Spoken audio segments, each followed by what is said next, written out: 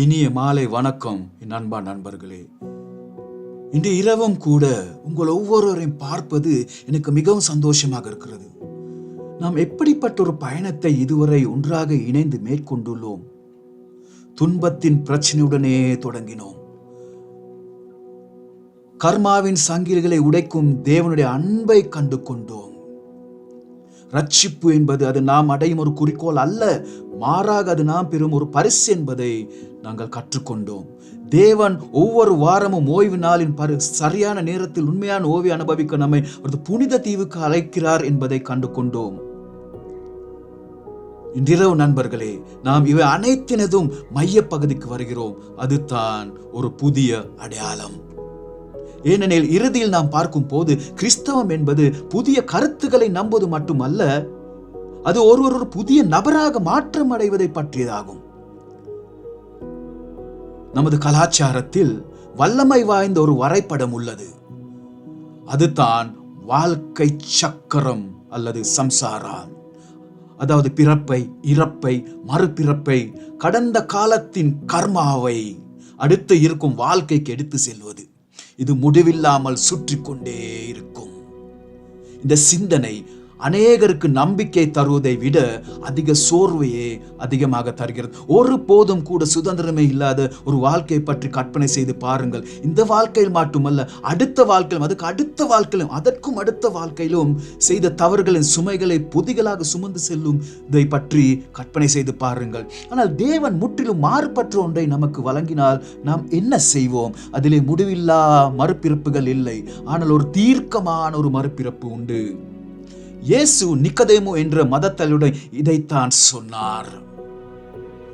அவர் யோவான் 3:3 ஒருவன் மறுபடியும் பிறவாவிட்டால் தேவனுடைய ராஜ்யத்தை காண மாட்டான் என்று மெய்யாகவே மெய்யாகவே உனக்கு சொல்லுகிறேன் என்றார். அவர் இங்கே உடல் ரீதியான பிறப்பை பற்றி பேசவில்லை, ஆனால் அவர் ஆவிக்குரிய புதிய வாழ்க்கையை பற்றி பேசினார். அது நாம் இப்போதே தொடங்கக்கூடிய ஒரு புதிய தொடக்கம். இந்த யதார்த்தத்தை நமக்கு காட்டுவதற்கு வேதாகம் நமக்கு ஒரு அழகான காட்சியை வழங்குகிறது. அதுதான் ஞான ஸ்நானம். ரோமர் 6:4 மேலும் பிதாவின் மகிமையினாலே கிறிஸ்து மரித்தோரிலிருந்து எழுப்பப்பட்டது போல நாமும் புதிதான ஜீவனுக்குள்ளவர்களாய் நடந்து கொள்ளும் படிக்கு அவருடைய மரணத்துக்குள்ளுக்கும் ஞானஸ்நானத்தினாலே கிறிஸ்துடனே கூட அடக்கம் பண்ணப்பட்டோம் என்று கூறுகிறது. ஞானஸ்தானின் போது என்ன நடக்கிறது என்பதை பற்றி சற்று சிந்தித்து பாருங்கள். நீங்கள் தண்ணீரில் இறங்கும் போது அது இறுதி சடங்கை போன்றது. தவறுகளால், அவமானங்களால் மற்றும் வருத்தங்களால் பிணைக்கப்பட்ட பழைய நபரை நீங்கள் முழுமையாக புதைக்கிறீர்கள். ஆனால் நீங்கள் அந்த புதைக்குழியில் தங்கப் போவது கிடையாது. நீங்கள் தண்ணீரிலிருந்து எழுந்து மீண்டும் வெளியே வரும் போது ஒரு புதிய வாழ்க்கைக்குள் நுழைகிறீர்கள். தரையில் ஊர்ந்து செல்லும் ஒரு கம்பிளி பூச்சியை பற்றி யோசித்து பாருங்கள்.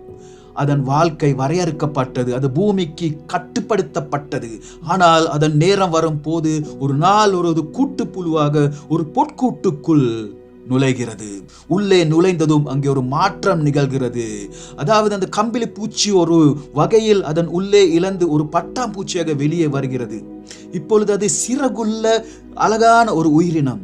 இப்பொழுது அது சுதந்திரமானது, இப்பொழுது அது அழகானது, இப்பொழுது உயர உயர பறக்கும் திறன் கொண்டது. அது மீண்டும் ஒருபோதும் கம்பிளி பூச்சியாக திரும்பாது. மாற்றம் என்பது அது ஒரு வழி பயணம்.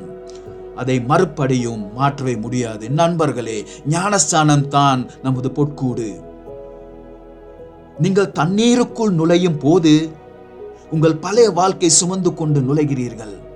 ஆனால் நீங்கள் தண்ணீரிலிருந்து வெளியே வரும் போது கிறிஸ்துவில் ஒரு புதிய அடையாளத்துடன் எழுகிறீர்கள்.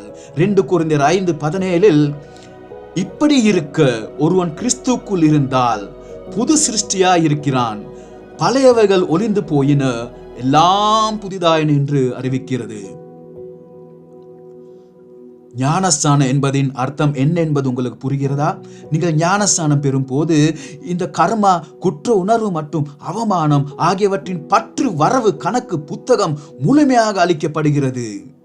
தோல்வி அடைந்த நபர், பாவம் செய்த நபர் என்று உங்களுடைய பழைய அடையாளம் இனி இருக்காது.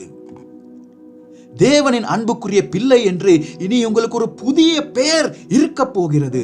இது முதல் உங்கள் எதிர்காலம் உங்கள் கடந்த காலத்தால் தீர்மானிக்கப்படாது.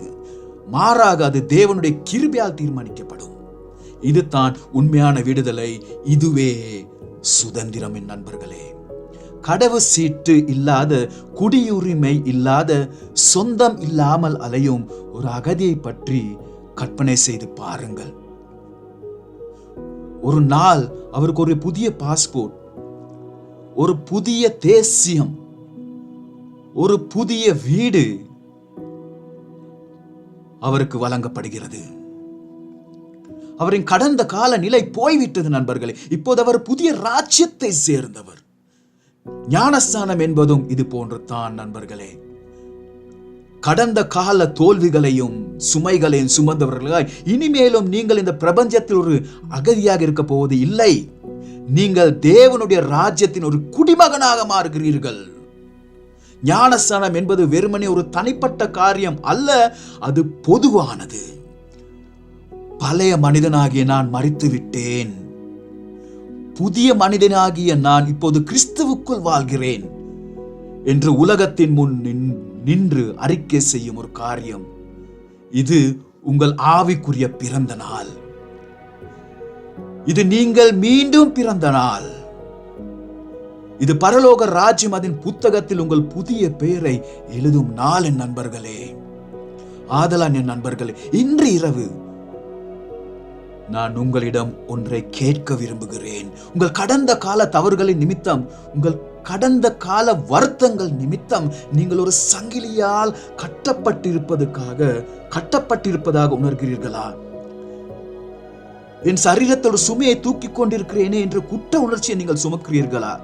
முயற்சி மற்றும் தோல்வியின் முடிவற்ற சூழ்ச்சியால் நீங்கள் சோர்வடைகிறீர்களா? அப்படியால் நீங்கள் ஆண்டவராகிய தேவனின் பாதத்தண்டையில் வாருங்கள். அவர் உங்களுக்கு ஒரு புதிய பெயரை தருவார். அவருக்கு உங்களுக்கு புதிய குடும்பத்தை தருவார். அவர் உங்களுக்கு ஒரு புதிய எதிர்காலத்தை தருவார். நாளைக்கு அல்ல என் நண்பர்களே, இன்றைய அவர் அதை உங்களுக்கு தருவார். இன்று இரவு நீங்கள் மீண்டும் பிறக்கலாம். இன்றிரவு நீங்கள் ஒரு புதிய வாழ்க்கையை தொடங்கலாம். அதற்கு நீங்கள் ஆயத்தமா? ஜெபம் செய்வோம். பரலோக தந்தையே, எங்கள் கடந்த காலத்தை அழித்து எங்களுக்கு ஒரு புதிய அடையாளத்தை தாரும். உமது கிருபைக்கு நன்றி ஆண்டவரே.